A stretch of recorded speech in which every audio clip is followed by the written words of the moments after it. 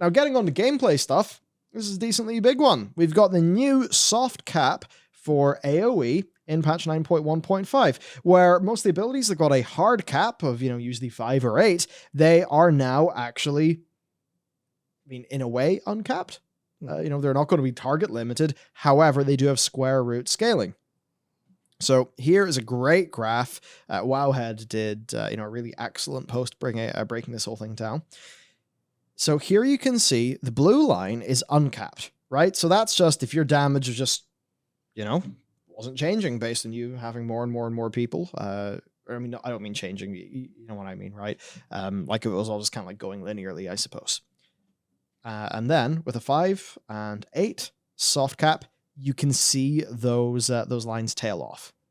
So that is indicating that, are you going to be more powerful because of this change with the cap? Absolutely you are, but it's not going to be anywhere near as much as if it was uncapped. So essentially the whole design goal here is to keep the essence of Blizzard's design and tuning goals while maintaining the good game feel that people really would have wanted. And that just thing, if you use a frost scythe, look at the animation for frost scythe. There's a big thingy in front of you.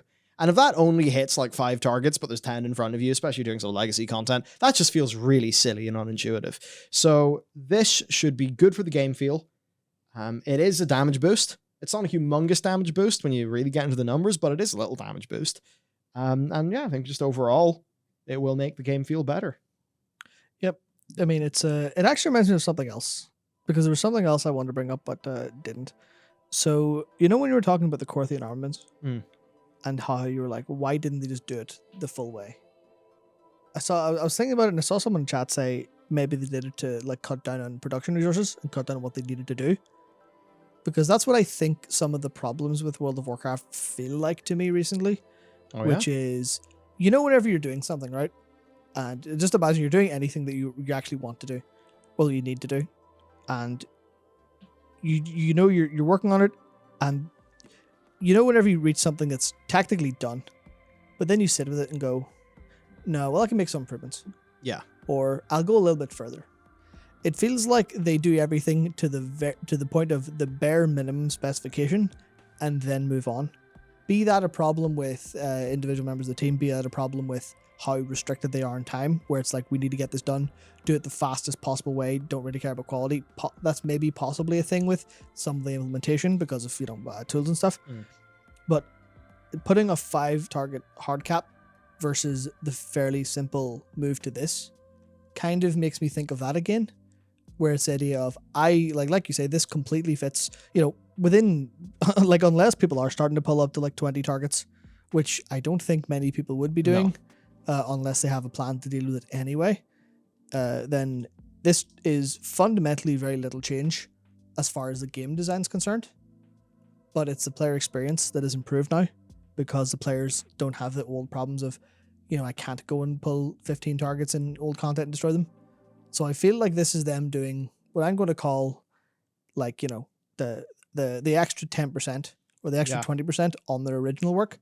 Same with turning the Corthian armaments into individual pieces, and I know Dakar also complained that I'm surprised he didn't note it, where the weapon one rolls off hands as well instead of them being separate. We'll get into that later once we actually hit those in the dock, because he does have that included in the dock. Okay, sure. Yeah, but it's the idea of, I feel like this is them going, here's literally the bare minimum that we can pass with, as opposed to taking the extra step to go, what problems does this cause in implementation? How do we solve it? And I feel like this is that's what that feels like to me in a big way. Yeah, so I think there could be an explanation for this. So, we're certainly in a situation where I think there's a lot of dissenting opinion in the WoW team, and I think you can really see that there's a lot of people who lost a lot of internal arguments in the WoW team. And if those arguments, because there always have been people advocating for what the players believe in at Blizzard. Like, I can just tell you that is so. But they would just seemingly would just tend to lose the argument all the friggin' time. So like, there's that as to why the good things don't happen. And then I think another part of this, and this is probably something to really think about, how long has this team been effectively sprinting a marathon? Because the release of Battle for Azeroth, I think we all know, was a little bit of a disaster. I mean, do you remember how bad the Azerite stuff felt? And just the whole situation? And then, there was patch 8.1 coming out and really trying, to do what they could in that short amount of time. Now, patch 8.1 was responding to... It was trying to triage, right, some launch issues of BFA. And then 9.1.5 is kind of like left doing a little bit similar. Patch 9.2 was also doing similar because essences were never a part of the base design of the BFA expansion, right?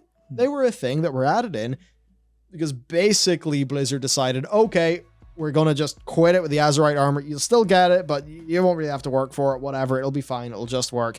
Essences are the new thing, and here's how you get them. So that was them playing catch up. And then if you look at patch 8.3, I mean, it was reusing 2 zones. It did not have a massive amount of great, unique new content. Now, I do think that I actually think Horrific Visions are one of the best features that they've shipped in years. Maybe one of the best since like Mage Tower or something. I know some people hate Horrific Visions because of the time trial thing. You might think, well, wow, what the hell? You don't really like the time trial feel. For me, I would say it meshed really well with the player fantasy. And then I actually found progressing through the visions fun. That's just my personal experience. But if you look at patch 8.3, it had a raid that was clearly Nyloth and Old Gods done in the cheap. It had a patch that was clearly world content done in the cheap.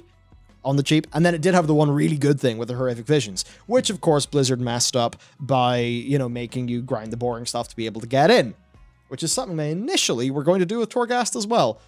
Imagine if you had to get resources to go into Torghast.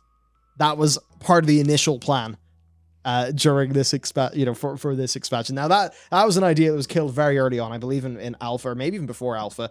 But just for an example. So if you look at BFA, they're constantly fixing their own mistakes and playing catch up. Even patch 8.3, which probably took away from some Shadowlands dev time, that was them trying to fix up corruptions and add in the corruption rotation vendor that people so dearly loved. So that was all catch up. Right? And then being behind schedule. Obviously, right? Because if they did have any form of production plan, that production plan didn't involve the game not being that well received and them having to respond to loads of player feedback. So you have that. And then you hit Shadowlands. So not only does Shadowlands get railed by the pandemic, which is, it's happened to everyone. Not only is Shadowlands hurt by that, but I think Shadowlands has also probably inherited a lot of how they had to sprint their way through BFA. And it's that thing with BFA. BFA had less content than Legion, right? It didn't have that patch cadence of, the 77-day, just every 77 days, there's a new WoW patch. I mean, what an exciting time that was. Wow. That fell off the rails in BFA. It still is, it's very much it's fallen off the rails, rolled down the cliff, went into the sea, and is now dribbling its way into the sediment at the very bottom of the sea. That's, a patch every 77 days plan, right? That's dead and gone. So we just have this thing, if you think about it, BFA is just them playing catch up the whole time. Shadowlands, through alpha and beta, they're constantly playing, catch up. The Maw releases in this weird sort of half done state where there's a few promising things, but then it doesn't really get enough development. You look at Threads of Fate, clearly unfinished. You look at Path of Ascension, clearly unfinished. Also, you have to grind currency to get in. And you've got to grind currency to get in, showing that once more they did not learn basic lessons that they should have learned from Horrific Visions. Yeah. And then patch 9.1 is trying to sort of meet a few criticisms and have the Shadowland systems, extend nice and naturally, and then that doesn't work. And then you look at patch 9.1.5, and is 9.1.5, the Legion time walking is great and all that stuff. But other than that, is it focused on content or is it focused on patching up mistakes? It's obviously focused on patching up mistakes because they're just doing the list of fan favorite mistakes to patch up.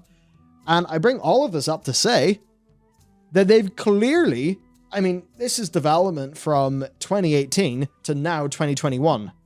Over 3 years if you go from, August BFA launch through to now. It's been over 3 years, and they have had to constantly pick up the pieces of their shitty designs.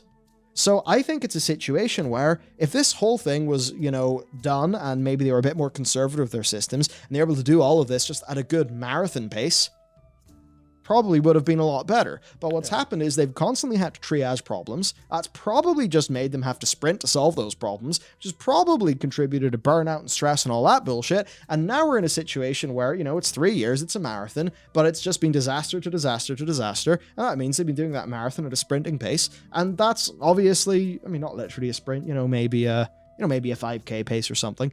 And, we're just at that weird situation where, going really back to the start of this, all of those extra, the extra 10%, that really is what makes it in terms of player experience. No, they get the basic broad strokes of everything implemented, but it's as if they never have enough time to actually iterate and get the design right and free from problems.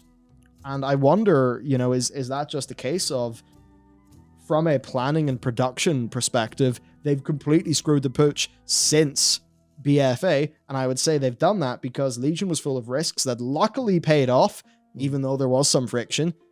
They've then made similarly risky things trying to, recapture the Legion magic, but those have been too risky. And all of this is probably just thrown off their production to the point where they can't do that final bit of iteration and polish that could make all these things feel okay. Because maybe things would have been a bit different if 9.0 shipped with the 9.1.5 changes, and many people would probably argue the 9.1 or 9.1 or even 9.0 should have shipped with a bunch of what is in 9.1.5.